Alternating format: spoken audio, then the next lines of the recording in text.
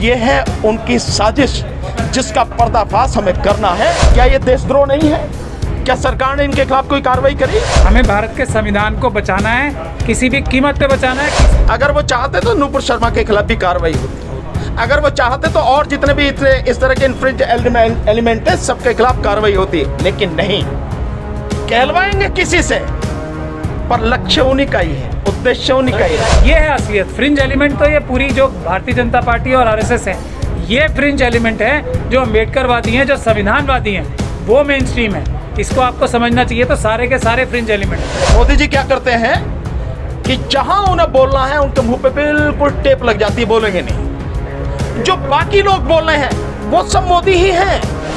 पर ये मोदी का राज है, नौटंकी करने के अलावा और झूठ बोलने के अलावा, लोगों को धोखा देने के अलावा, गुमराह करने के अलावा दूसरा कोई उनके पास में काम नहीं है। देश का नया संविधान बनाया जा रहा है। जो संविधान होगा, इस संविधान में हिंदू, बौद्ध, जैन और सिख केवल इन्हीं को मताधिकार होगा। और यह संविधान मनुस्मृति पर आधारित होगा। क्योंकि मुसलमान से लड़ना है, मुसलमान से लड़वाना है। उनको मूर्ख बनाने के लिए पब्लिक को जानकारी है नहीं, ज्ञान है नहीं, पता है नहीं, पढ़े लिखों को पता नहीं, तो अनपढ़ को क्या होगा। उनको मूर्ख बनाने के लिए हिंदू शब्द को जोड़ दिया ताकि सारे ये समझे कि यार हमें तो अधिकार मिल ही रहा। देश की सुप्रीम कोर्ट ने बैन लगा दिया कि 50% से ज्यादा आरक्षण नहीं होगा। क्यों लगाया? क्योंकि उनकी मानसिकता वही ब्राह्मणवादी मानसिकता है, वही ऊंची नीचे वाली मानसिकता है। देखिए, आगे तो सब कुछ खत्म हो जाएगा। 2024 के बाद बोलेंगे इस देश में चुनाव नहीं होंगे। आप लिख लेना, इस देश में चुनाव नहीं होंगे और इस देश की 120 करोड़ आबादी को हर तरह के अधिकार से वंचित करने का सारा प्लान है। मैं इसको समझा देता हूं तो आप और समझ लेंगे। अच्छा हुआ आपने पूछ लिया, मैं बात कहनी भूल गया तो अब हम उसका जवाब देता हूं। 12 अगस्त का इलाहाबाद, प्रयागराज बोलते हैं आजकल उसको, इलाहाबाद से यानी प्रयागराज से दैनिक भास्कर एक न्यूज़पेपर निकला है। डेट 12 अगस्त, जहां तक मुझे ध्यान है यही है।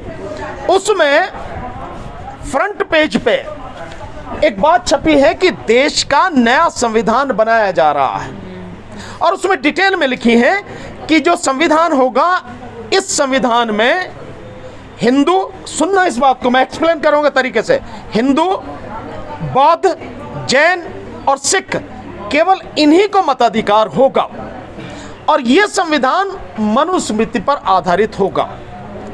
अब जब इन चारों को देंगे आप, हिंदू, बौद्ध, जैन और सिखों को, तो आपने मुस्लिम समाज को एक साइड में कर दिया, ईसाइयों को एक साइड में कर दिया, पारसियों को, यानी 3 समाज को आप मताधिकार न देने की बात तो खुलेआम कर रहे हैं। अब रहा, अभी से दूसरा आ जाइए, जो हिंदू की बात कर रहे हैं। अगर हम हिंदू हैं यानी SC, ST, OBC ये सारे अगर हिंदू हैं तो फिर इनको सवर्णों की तरह ही अधिकार क्यों नहीं है? जो अधिकार ब्राह्मण को है, जो अधिकार क्षत्रिय को है, जो अधिकार वैश्य यानी बनिए को है, वही अधिकार SC, ST के लोगों को क्यों नहीं है?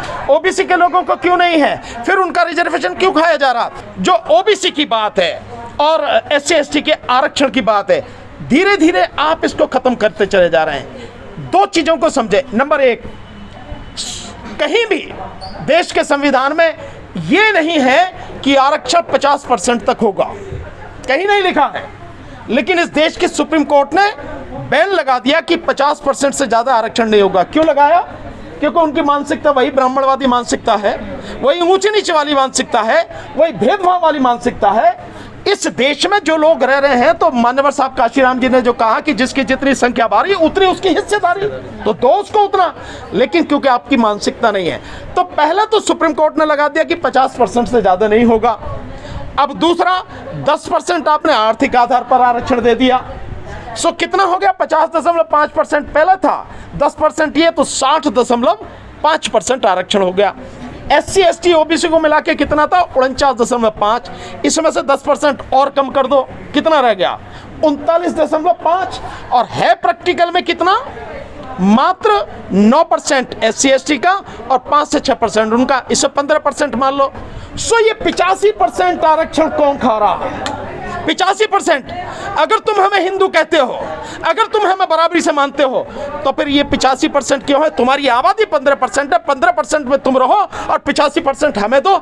ईमानदारी की अगर बात है तो इसलिए जो ये कहा गया है कि हिंदू, बौद्ध, जैन और सिख इनको अधिकार होंगे, जो हिंदुओं में SC ST और OBC होंगे इनको, ये क्योंकि शूद्र हैं उनके हिसाब से मनुस्मृति लागू है, तो मनुस्मृति में ब्राह्मण, क्षत्रिय, वैश्य और शूद्र में ये सारे हैं SC ST OBC। सो इनको कोई अधिकार नहीं, इनको केवल अधिकार है कि ऊपर के ये तीनों हैं ब्राह्मण, क्षत्रिय, वैश्य, इनकी सेवा करें। तो कहने के लिए, मूर्ख बनाने के लिए, क्योंकि मुसलमान से लड़ना है, मुसलमान से लड़वाना है, उनको मूर्ख बनाने के लिए पब्लिक को जानकारी है नहीं, ज्ञान है नहीं, पता है नहीं, पढ़े लिखों को पता नहीं, तो अनपढ़ को क्या होगा, उनको मूर्ख बनाने के लिए हिंदू शब्द को जोड़ दिया ताकि सारे ये समझे कि यार हमें तो अधिकार मिल ही रहा। अबे तुम्हें शूद्र बना दिया, हिंदू बनाते उन्होंने, मनुस्मृति लागू होते ही तुम्हारे अधिकार सारे खत्म हो गए। ये है उनकी साजिश जिसका पर्दाफाश हमें करना है। तो वो सब कहने के लिए है, जब ये लागू हो जाएगा उसके बाद आपके पास कोई अधिकार नहीं होगा। और इस देश में अगर कोई संविधान विरोधी बात कर रहा है, यानी संविधान है फिर भी नए संविधान की बात कर रहे हैं, देश की राजधानी दिल्ली से हटा के वहाँ पे बनारस में ले जाने की बात कर रहे हैं, और अगले साल 2023 में उन्होंने बड़ी एक सभा बुलाई है धर्म संसद, उसमें संविधान के विषय में सारी करें। क्या ये देशद्रोह नहीं है? क्या सरकार ने इनके खिलाफ कोई कार्रवाई करी?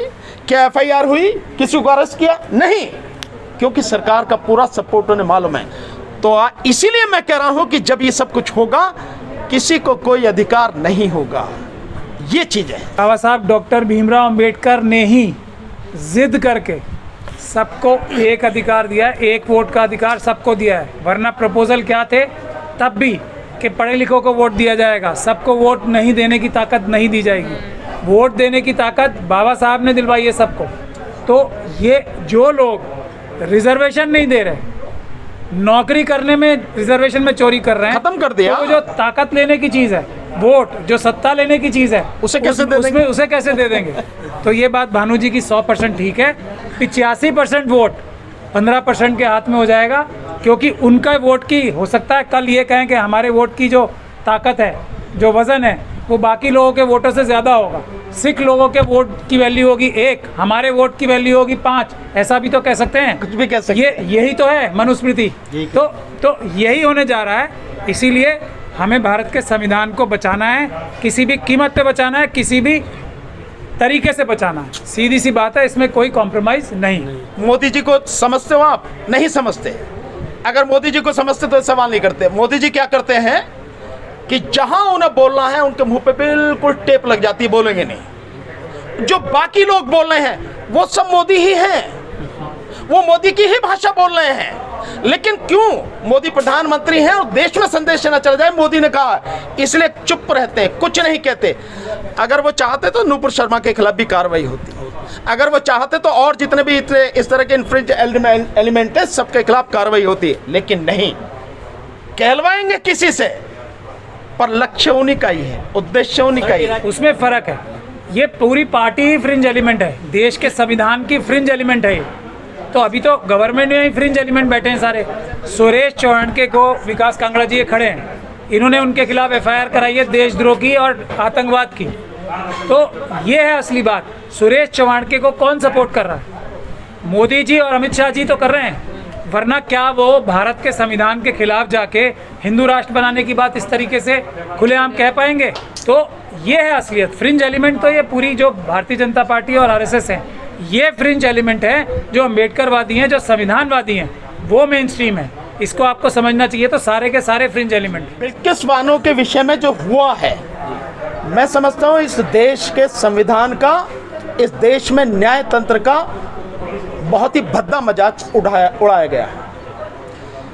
जिस 5 महीने की गर्भवती महिला के साथ गैंगरेप किया गया, उसकी 3 साल की बच्ची को पटक कर मार दिया गया, उसके परिवार के 13 लोगों की हत्या की गई। ऐसे लोगों को उस दिन छोड़ा जाना जिस दिन प्रधानमंत्री महिलाओं के सम्मान की बात लाल किले से कर रहे हैं। और उन्हीं के अजीब भावुक तो नौटंकी करने में एक नंबर है भाई, तो कोई इसमें कोई नई बात है क्या? हाँ, मतलब ड्रामा सा कर देना, जो को चुप हो जाना, जो को आंसू आ रहे हैं कि बोला नहीं जा रहा। अरे नौटंकी उसकी 8 साल से देख रहे हो यार, हम सब समझते हैं। सबसे बड़ी बात यह है कि एक तरफ आप लाल किले से 15 अगस्त को महिलाओं के सम्मान की बात करें और तुम्हारे ही गृह राज्य में तुम्हारी ही पार्टी ऐसे जघन्य अपराध के अपराधियों को छोड़ रही है। पर ये मोदी का राज है, नौटंकी करने के अलावा और झूठ बोलने के अलावा, लोगों को धोखा देने के अलावा, गुमराह करने के अलावा दूसरा कोई उनके पास में काम नहीं है। सर संस्कारी कहा जा रहा, संस्कारी ब्राह्मण थे इसलिए उनके स्वभाव बड़े अच्छे थे। और सर भारत तो तुम्हें क्या कहना चाहिए? तुम्हें क्या कहना चाहिए? यानी जो व्यक्ति 5 महीने की गर्भवती के साथ में सामूहिक बलात्कार में शामिल है, वो लोग संस्कारी हैं? अगर सही मायने में आदमी एक कानून को ध्यान में न रखे और अगर अपना आपा खो दे तो सड़क पे खींच के चीर के मार दे, खत्म कर देगा उन्हें। ये इस सजा के हकदार हैं। और केवल उन्होंने बलात्कार ही नहीं किया, सामूहिक बलात्कार, बल्कि उन्होंने उस परिवार के 13 लोगों की हत्या की। इनको संस्कारी कह रहे हो? और जिन संस्कारों की बातें अगर वो संस्कार पूरे गिनाओ तो ब्राह्मण धर्म ग्रंथों के हिसाब से ही जितने संस्कार है अगर गिना दिए या सारे सब बता दिए तो पता लग गया कि कौन कहाँ खड़ा है। ये चीजें हमें मत बताओ, हमने सब सारे किसी के इशारे पे छोड़ा गया। अरे इशारा किसका हो सकता है? सैया भाई कोतवाल तो फिर डर काहेगा? जब लाल किले से जो सब कुछ संभालने वाले करने वाले तो किसने छोड़ा होगा? किस वजह से? भारत जोड़ो यात्रा निकाले एक बढ़िया बात है भाई, दुआ करो ना भारत जुड़ जावे। और इससे भी ज्यादा मैं तो ये कहूंगा दुआ ये करो कि जुड़े ना जुड़े जैसी भी स्थिति में पर खड़ा जरूर हो जाए इकट्ठा होके, ताकि बीजेपी का सुपड़ा साफ 2024 में किया जा सके। राहुल जी प्रधानमंत्री बनेंगे? तो राहुल जी से पूछ यार, मेरे से काहे पूछ रहा? जिसका अगर 272 MP राहुल जी के पास में होंगे, उनको सपोर्ट करेंगे तो कोई भी उन्हें प्रधानमंत्री बनने से नहीं रोक सकता।